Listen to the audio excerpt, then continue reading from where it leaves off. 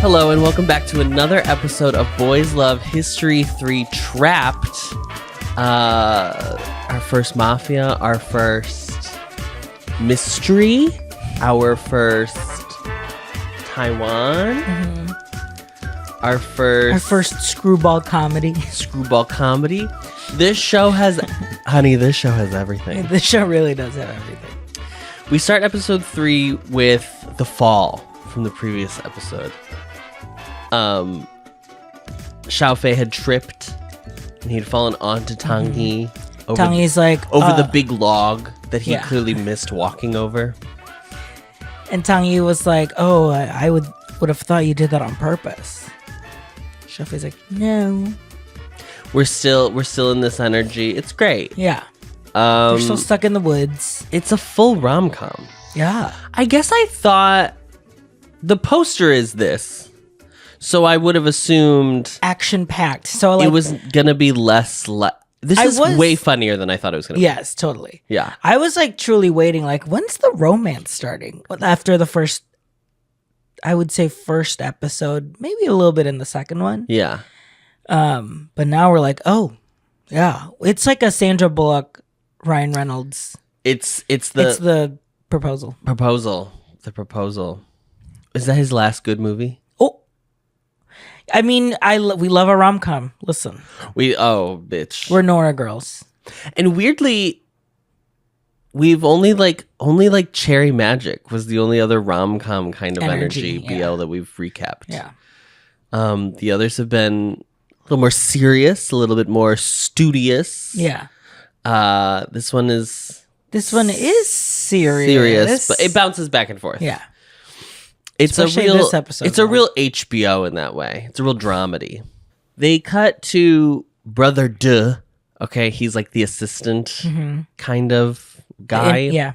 The consigliere, maybe. Yes. And he's like, you can't find him, blah, blah, blah, blah, blah. I was confused at first because he was yelling at other black suited men. So I was like, oh, were these the one? Are they showing us that he was the one who did the hit on him? Right. But it's like, oh no, he's like looking for them. But you don't know. Listen, my suspicions are raised. Whenever you watch a mafia show, you just never can trust. You never can trust anyone. Jack comes over. He talks to Brother De. Duge. Duge. And they're having this weird... Okay, so Jack... played by Andy Bian. Okay, red hair. The old ways of doing things versus the new ways of doing things. Jack is the new... I don't even know if it's like old versus new, but it's like this is the right way to do it in the mafia. And then Jack's like his own free-spirited guy. He does it in his own way. I'm sure, maybe we'll get it. Maybe we won't. Because we get a lot. We don't get a lot of things answered. No, they're gonna parcel it out in little bite-sized portions throughout all the episodes. I feel like, which is fine. Or just completely. But I do hope but I do hope we find out how Jack is. Yeah, because he feels like no one else trusts him except for Tangyi. Yeah. So he feels like newer to the mob, because like Duge doesn't like see him as like effective or anything, or like he doesn't trust him. It also seems like Jack doesn't trust him either. Yeah. I don't know who we're. I mean, it's clear that we're supposed to root for Jack more because he's Andy Bian, and he has this like romance that could also be developing too. They're still trying to escape the woods. They come to the road. The mob guys are still in the road, like trying to catch them. So they so then we're watching the episode. Oh my God. And they're like, well, I have a plan. Xiaofei's like, I have a plan to distract them. And then we cut to a scene, and they're like throwing slingshots at the... First, they're just like standing next to the road, and I was like, they're gonna get caught. Then they're like throwing slingshot, like little pebbles at them in slingshots, and then they like aren't hit. They never hit them, and then at first I was like, oh, they're not noticing, and then the guys like start making fun of them for not being able to hit them. Yeah, but the guy's like, you can't get us. Da da da. And we're like, I was like, oh, this is like goofy. This is goofy. So like the stakes aren't high anymore. Right. They're not trying to capture them. There's no more knives. Because they're just like playing rocks. Right. They're playing rocks. And then they're playing poo sticks. Yeah. Yeah. And then they transition and it was just Xiaofei's imagination because he's loopy from the infected wounds that he has. Yeah. And Tangi's like, you've lost it. Yes. And I was Adam like, it's an imagination thing. We both were like, they got us. They got us duped. And then they did it again, and Adam fell for it again. And then the same thing happened, and they but because this one was more plausible. Yeah. They had taken off all their clothes, set them up as scarecrows, and then they had gotten out naked or just in their underwear and come upon the road a little ways away to hitchhike, and there's a girl that comes up and they freak her out because they're so fucking weird, obviously, and naked and she's like, you perverts. Yeah. And then it flashes back and Adam genuinely went, they got me again. Shocking. We may be too stupid to watch the show. Genuinely. I think. Genuinely. Every episode, we're like, oh, we're not following. I couldn't believe that it happened twice. You know what doesn't happen, though? An explanation as to how they get out. The next scene, we are immediately in the hospital. And Xiaofei's already being treated. Yes. They don't explain how they get out of the forest. Yes. And I was like, okay, maybe it's in one of these lines because, we miss blah, blah, blah when they're kikiing. No. When they're talking. No. They just escaped. The doctor is brought him to the hospital and he's in the hospital now. The doctor was like, every time you always bring someone in, you always call me and you never explain what's going on. Yeah. The show didn't explain to us. He's not going to explain it. And we're not going to know. You're not going to know. Nobody's going to know. How did they get out of the forest? It's giving acrimony to Taraji P. Henson. How did she get on the boat? How did she get on the boat? How did Taraji P. Henson and acrimony get on the boat? We will never know. We will never know. She teleported onto the boat. They teleported out of the forest into the hospital. They teleported out of the forest. That's the only explanation. That's the only explanation. Meanwhile, no, an elevator came like Charlie, Charlie at the end of Charlie and the Chocolate Factory, Charlie in the Great Glass Elevator. Yes, an elevator came and they double pressed it. They double pressed forest. Yes, so they could leave the forest. Yeah, smart, makes sense. Leon is still being held captive. Also, is his character name Leon? So it's Zhao Lian, but Xiaofei keeps calling him Zhao Zi. Yeah. So I don't know if that's just a nickname, like Afei. Oh, maybe. Okay, so maybe that's their nickname for each other. Or it's part of their name as the unit. Because I think the chief also calls him Afei. And sometimes we'll call him Zhao Zi. Yes. Yeah. I got to be honest, I'm not well versed enough to know standard nicknaming procedures in Mandarin. Shocking, I know. But I will tell you, Jack is a nickname for John. That's true. So that I can impart some wisdom on. There you go. Jack is like, give me his phone number. At this point, what's the point? Because they already showed up at a hospital. When we say things seem to be low stakes, all of a sudden, this is there's no stakes. The stakes don't exist. It's a day later. It's a vegan dish. There are no stakes. It's a day later, and he's like, "Are you sure you don't want to give me his number?" Girl, you would have if the stakes were actually high. Good Duga is he's been missing for 20 hours. We are on high alert. Yes. And Jack is like, I'm just gonna flirt with this little twink. He'll tell me. It's amazing. So they haggle to Leon says, I will help you out. Well, first he goes to the bathroom. Then he's like, I'll give you your information you want if you feed me. So Jack makes a full meal. Mm-hmm. There's 10 things he wants. He wants toast. He wants noodles. He wants eggs. He wants da-ba-da-ba-da-ba-da-ba-da. And he cooks all of it for him. He cooks all of it for him. And Leon's like, wow. And he starts eating. He's like, well, are you going to keep your end of the promise? And Leon's just like, yeah, give me your phone. Now, we haven't seen a character that eats. Well, obviously, Myung-yoon and His Man 3. But in a BL, all the way since 8th Sense. His friend snacking. It's a great character trope. Yeah. I mean, they use a little bit in Cherry Magic, obviously, because of the rice ball that he eats, but it's very minute. But it's not like a defining thing. The characteristic there is though that like he eats the same thing all the time. Yeah, Leon feels like he is driven to what is it like just his basic needs. All of a sudden I'm hungry. All of a sudden I need to use the bathroom. The thing for this show specifically seems to be like, what's the juxtaposition thing about their character, right? Between the A and the B, or Leon and Andy? Or just in themselves internally. Like, how does this kid Leon end up working for the police department? Like, what about him feels policey at all? Nothing. Yeah, nothing. But like, why? Why?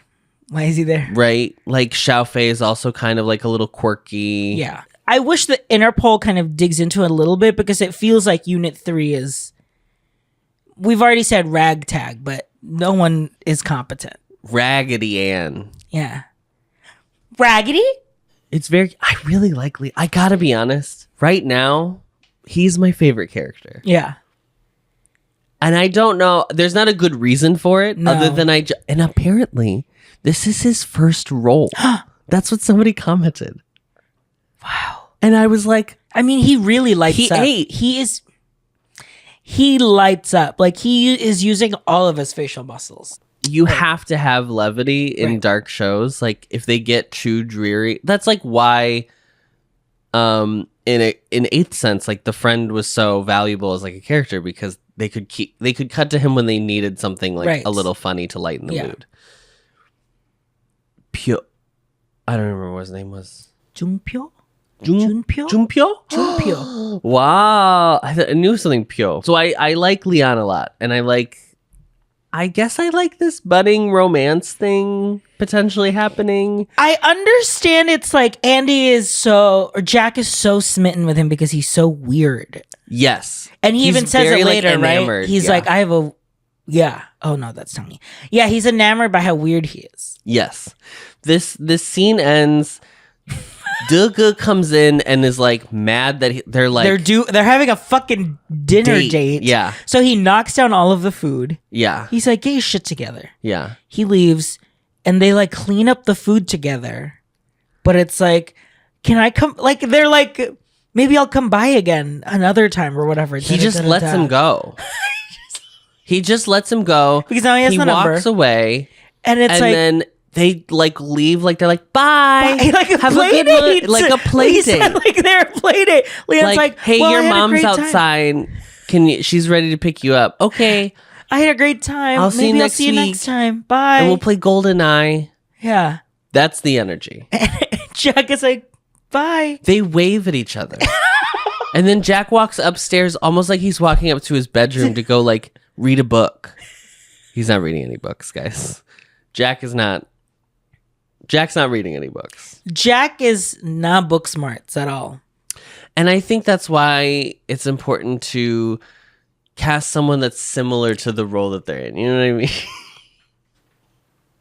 I know nothing about Andy. I shouldn't say that at all. He's like, I have a master's. I thought you were going to say MBA. And I was like, okay, well, yes. Also, you don't read books.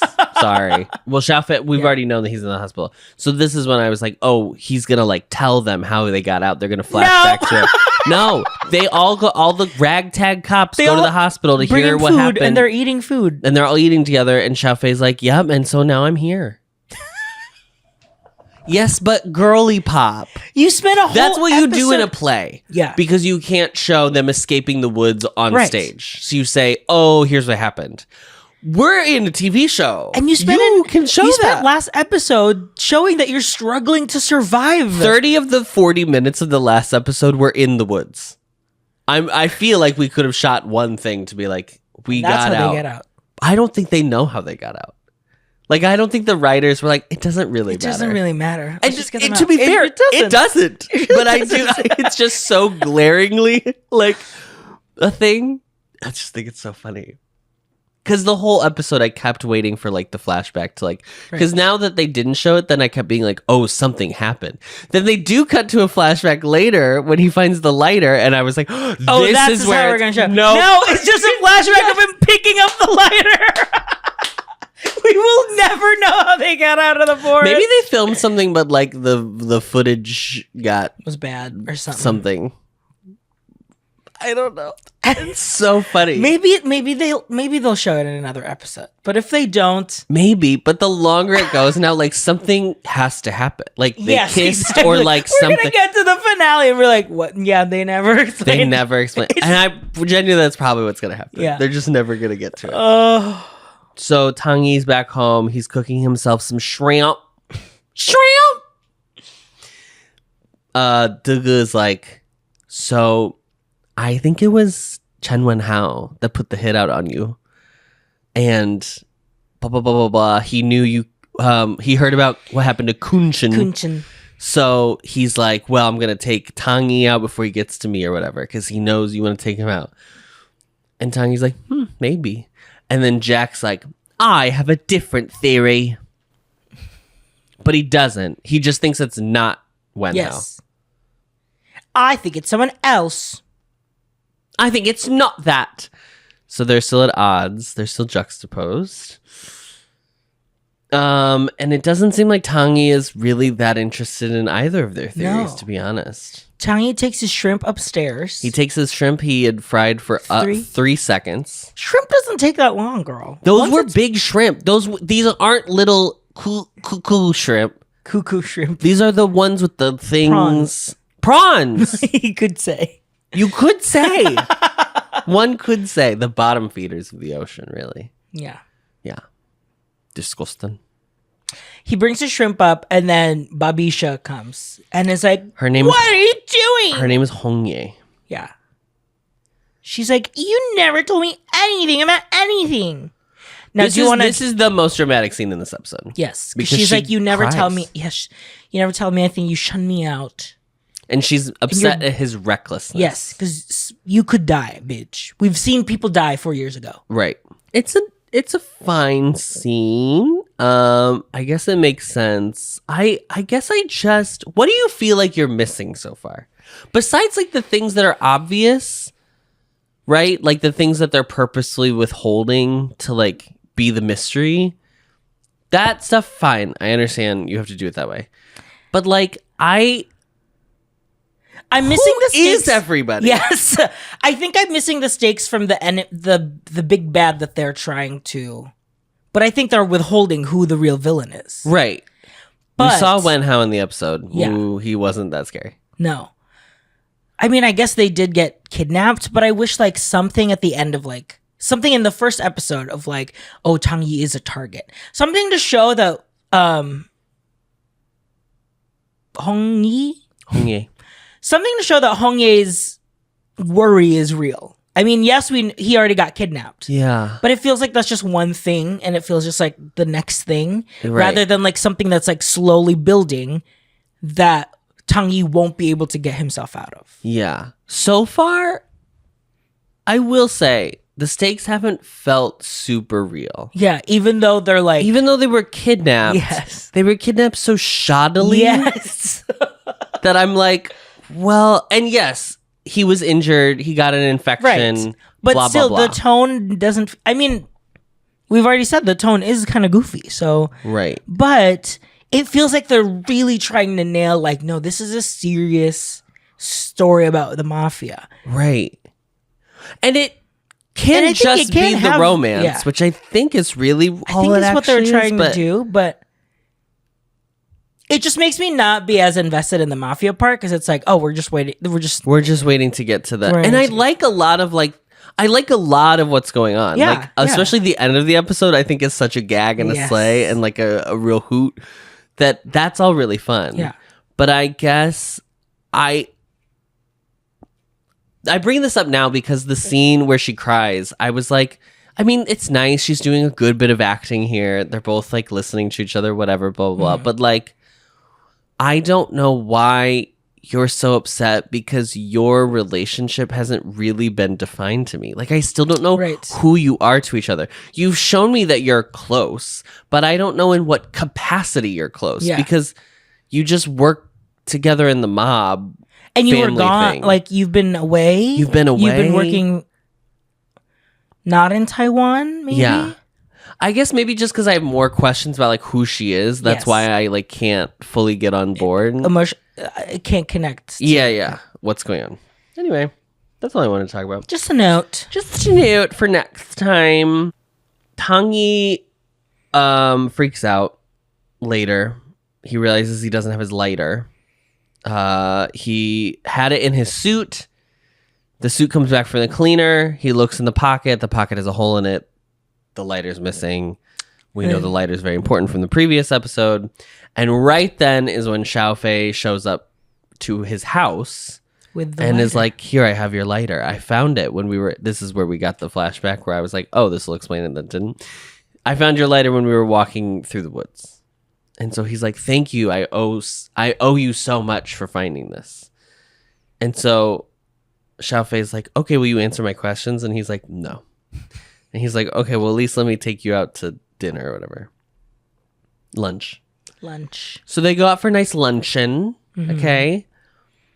And now we're back into, like, goofy mode. He's like, you gotta eat the spicy food, have it with a Coke.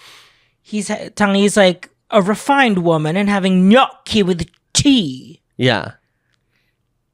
He like sits next to him. It's just that they're the odd couple. Yes. They're too different. Yeah. And that's the charm. That's cute. Is that they're so Xiaofei's doing a really good job of being very... They could be attracted to one another. Like, their character... Not yet, right? Not yet, yeah. But there's something that is... Tangi looks annoyed, but obviously he's, like, having fun. Yes. And Xiaofei... It doesn't feel like he's connecting of like, well, I want to be friends with him. It's just like, loosen up, whatever. Yeah. Like I think maybe I'm going back to this whole thing. I think it is the stakes are like mismatched because I think the show wants to kind of reside in this kind of more rom-com energy. Yeah. And I think you could still do that in a mob thing, but you have to make it lighter. Yeah. Like I think play the characters goofier. I don't think in the mob world. I'm fine with the reason he's following him is because of this big thing that happened 4 years ago that we don't see on screen, right? Like, I'm fine with all that. But I think it's that first episode, the killing, that I'm like, I think that's thrown everything off because now it's like, well, no, there are real stakes going on, but everything else has treated so lightly that I'm like having a hard time matching them in my mind. Because like if you think this man is potentially a killer or like puts out hits on people, why are you casually having lunch with him? Like, I understand that the point of the show is that they're going to get together and that he's not actually a bad guy. We know Tangi's not a bad guy, but like from Xiaofei's perspective, he still thinks he may have had a hand in Kunshin's murder.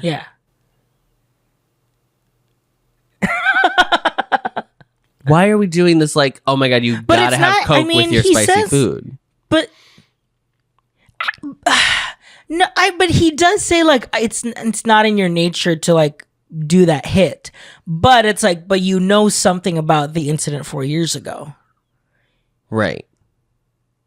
You're just not telling us who is the real person to do it. Then maybe it hasn't. Maybe for me, then it hasn't been explained that what all he's done to take out so many groups. That it's like very clear that that's why Xiaofei has maybe a better view of him than he would a negative view because all of these like mobs have been taken out by Tangi's group or whatever.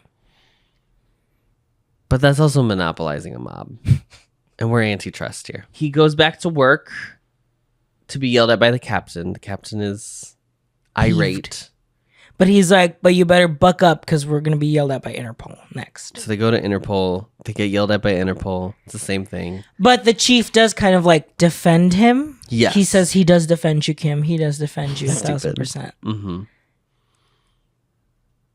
And so they both kind of take it in stride. And then they're like, man, like... Because Interpol is like, we'll happily work with another district. And they're like, no, it's our district. You have to work with us, blah, blah, blah. Interpol, you should be working with another district because I've seen the quality of this one and I just don't think it's up to snuff, sweetheart. I gotta be honest. Okay, so Interpol, a group that's like a go-between. They work between the two sides. If there's like across multiple countries, they like are the go-between to help facilitate. So it's not like the UN's police. They don't actually have any jurisdiction, but they're able to like work with both sides. That's all. They're just like the official mediator, basically, between countries. Or like they project manage what's going on. They leave. Captain's like, you really got to get it together, though. We really got to. I mean, I need you on the team, but we got to get it the fuck together. And so he's like, totally. I'm totally going to get it together. There's definitely a big thing of like the detectives are a family. It's almost like a Mike Schur comedy in that way. It's very like Parks and Rec. It is Parks and Rec. It's Parks and Rec. It's The Office. Yeah. It's all of it's Brooklyn Nine-Nine. It's all those. Like, it's a bunch of like loony bin people, but they're all, you know, they're just trying their best in the system of red tape. Yeah. Yeah. So Xiaofei is like, okay, but I want to check out the restaurant one more time. He goes with Leon to check out the restaurant where they had been abducted originally. Mm-hmm. Just to see if he was like, do you have their names? And they were like, we would have names if they had reservations. And he was like, you don't just take people's names when they come. And I was like, have you? What? And maybe that's the thing in Taiwan. I have no idea. But I was like, are you asking for like a credit card? Yeah. Receipt? I guess you have reservations. It seems like this place is reservations only. I gotta be honest, multiple of you were there. Your team was there. You tried to do a sting in this restaurant. You were there. You were there. You should know. Again, like I don't think they should be working. But he does see Wen Hao and almost gets him. He sees Wen Hao. Wen Hao gets away. So he knows officially Wen Hao's back in the city. Yeah. Because Jack's big thing is like Wen Hao couldn't have done it because he's back in unfamiliar territory. All this like stuff would have had to been planned by someone who's here, who knows what's going on. Okay, they're gonna catch another guy. And Adam was like, "This is not how this works. This can't be how this works." Okay. Everyone gets the cast list. And people are like, oh, yippee, I'm playing a bartender. Oh my God. Guys, I've always wanted. And Miss Girl is like, we're going to be a couple, Xiaofei. She clearly has a crush on him. Yes. Do you care about what to wear? Because I'll make us like couple outfits. And he's like, sure. I don't care. I don't care. Yeah. But genuinely, everyone is like, nice. Fuck yeah. I get to play the bouncer or whatever the fuck. Like, That can't be how it works. That can't be how it works. If you're CIA and write in, if you are in the CIA, you can send us an email anonymously. That's okay too. Yeah. Or just tap our recording now. Yeah, or just hop into the call and let us know what it's actually like. Because it can't be nice, I got the role I wanted. Yes. But they're like, I think it's really funny. It's funny because Xiao's is like, he's like, yes, I got the one that's like the guy that's drunk too much. So I'm like going around and but here's what's crazier. They're at the sting. Mm-hmm. They're at the mission. And first of all, Xiaofei gets a Cosmo. So if you didn't know he was gay before, okay, there Carrie. It is. He gets a Cosmo and she's like, wait, that has a lot of alcohol. That's like 40 proof. And he's like, oh, it'll be fine. I'm like, the bartender is the cop. Made the drink. He shouldn't, it should just be. It could just be juice. Cranberry juice. It doesn't matter. Yeah. Because Leon's walking around Leon drunk. is actually drunk. And I was like, you don't have to drink at a sting operation. Also, they go with this whole thing of being like, she was like, Xiaofei's complaining about the outfit at first. Mm-hmm. And she's like, no, we have to be obnoxious because then it'll be more conspicuous if we're wearing like all black and trying to be hidden. And I was like, so you wore like bright pink hearts? You like basically wore like 2 track suits that match each other in this dark gay bar? Well, this is the question. That's the question. I didn't see a flag, but I saw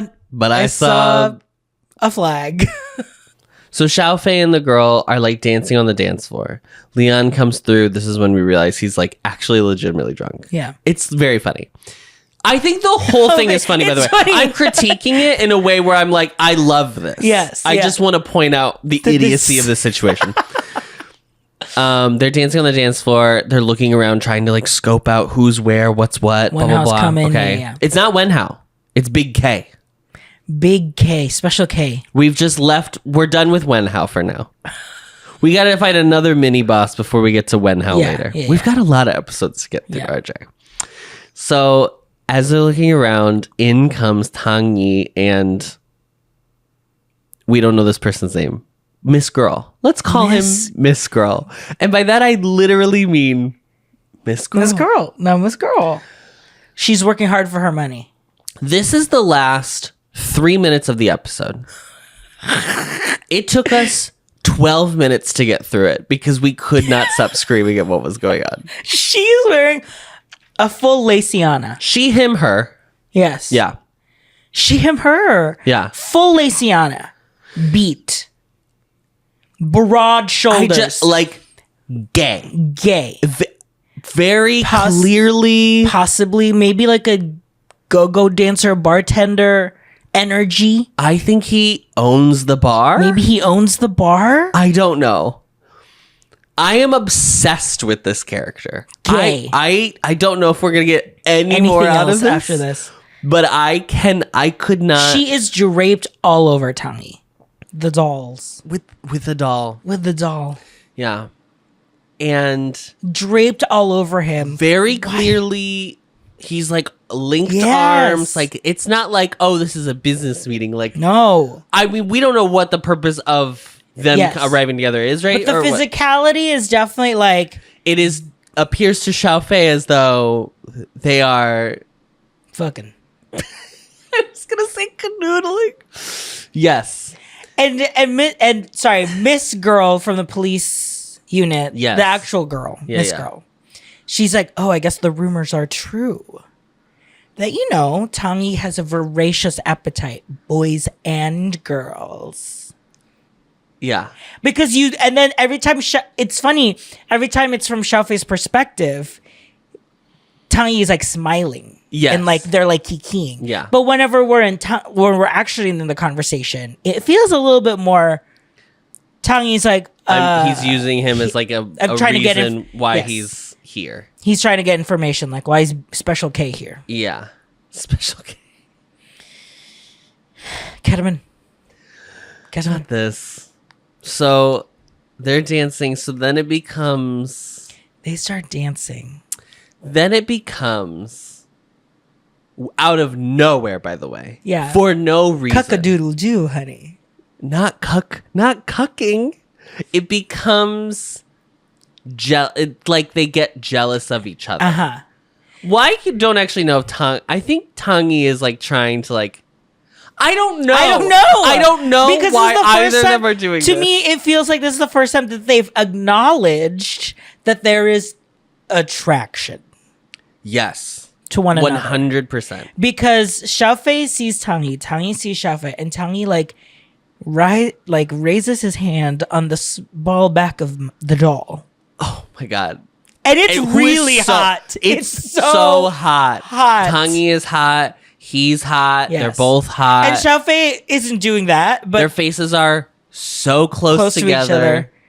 And Xiaofei's just like hugging the girl police officer closer. Again, Xiaofei has like been following Tangi for 4 years, but doesn't know that he may have slept around. Right. It's bad detective work. It's really, that's my critique. Yeah. So then Xiaofei starts doing the same to the Miss Girl, who's your coworker. Don't do that. Don't do that. to like, and then they like start mashing each other, and then Tangi is like, okay, well, I want to like, because now they're just they're just like, who's gonna win? Yeah. So and then Tangi is like, work with me. He says, work with me to the doll. And then they kiss. They make out. And Xiaofei like freaks out. And they walk away. And then the doll is like, I can't believe the first boy kiss on the show is this. I couldn't believe. To Tangi and then our sister. Yes. Do you know what I mean? So it's like, that could be me up there. That should, in fact, it should have been me. It should be me. Yeah. And so the doll is like, stop it. You're just using me. Why? That's so uncharacteristic of you or whatever, blah, blah. And then they go to the table, high top, and like they drink a beer. And I think that's that's point. Also when the people come in and then there's like everything starts to happening. Everything starts happening and then the episode and then it freeze frames like we're in Stay With Me. Yes, Tangi goes. And that's how the episode ends. And Adam was like, no. We can't do this. We can't revert back. We can't. We're not going back. We're not going back. We're not going back. So that's how the episode ends. I was gagged. I was floored. It was probably screaming. The best. The most 3 minutes of a show I've seen this year. I was screaming. Like, I don't know what's going on with the show anymore. I mean, obviously, Only Friends, they were obviously gay. Everybody was gay on that show. But every other show we've recapped where we've done it episodically, it's been like either gay isn't like a word or it's not really addressed or it's like, oh, I just realized I like got like that kind of energy, which happens a lot in BL. Yeah. Like I think it's really common. So I guess I just figured that because they're so. Does it feel like because it was so not sexual to begin with that I was like, oh, that's kind of the energy when's of the show. BL gonna turn up? Right, and then it turned up. So I thought it was just gonna be the classic, like, oh, I realize I like you, and you're the first guy I've ever liked. Blah blah blah blah. Do you think there's something with because culturally, like Thailand and Taiwan? It is like being gay, being queer is part of like the culture, and we're trying to. Yeah, I think so. I mean, Taiwan obviously being the first East Asian country to legalize same-sex marriage, blah blah blah, which like years ago at this point. Yes. Yeah. Because in the other Taiwanese one that I'm watching right now, Unknown, it's like a plot point of like, oh, he's gay. Yeah. Is he a disappointment or whatever? And everyone's like. It depends. The Korean BLs, I feel like, never really say they're gay. Yeah. I think they're doing a better job. I think in the lighter ones where it's like they're already established gay. Right. They're not trying to like make it like a political thing or even just like anything like that. But even Cherry Magic, they were gay like in the movie. In the movie. That was like where it was like you've already committed to it. This is just for you. Right. But the show was just like, yeah, they're just two guys who realize they love each other. Interesting. Which was very fun. I mean, it was. Yeah. I was shocked. Listen, the show got me 3 times this episode. Yeah. Once with the slingshot, once with the hitchhiking, and once with the doll diva. I think that's what I want to make out with Chris so bad. I think that's what made it harder to watch because why not me? God? The doll was such a doll that I was like, oh. She was so gay that I was like, so gay, so flamboyant in a way that these characters haven't. And somebody was saying like, I think because Taiwan has been more accepting, like and like more, I think gay people are involved in like production of Taiwanese BLs.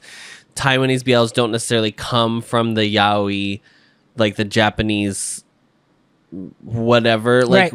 Tradition, which is kind of where like Korean and Thailand got their stuff from. So theirs are more like you have your specific characteristics, like you're the softer one or you're the more masculine one or whatever. Taiwan, somebody was saying this, this is my first one I've watched, but they were saying like Taiwan's will have more like nuanced, but like, or just not like it's not like you're gonna watch a show and be like, this one, that one, this is the top, this is the bottom. Yeah. So that was kind of cool. Yeah. I think that's why I was so surprised. Because I was like, oh, I don't know. I mean, genuinely, the way the show was going, I was like, "Oh, they're just gonna kiss in like the last episode." I know, like that's where I thought it was going. So I was like, "That's fine." We've watched those, you know, and I like them, and they're whatever. But I was like, this was not on my radar. So the show continues to surprise and delight. I mean, listen, I'm having a great time. Who's your MVP? It's Miss Girl. It's Diva. Yeah.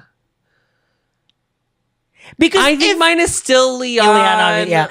Because if Diva is like, oh yeah, am I an informant?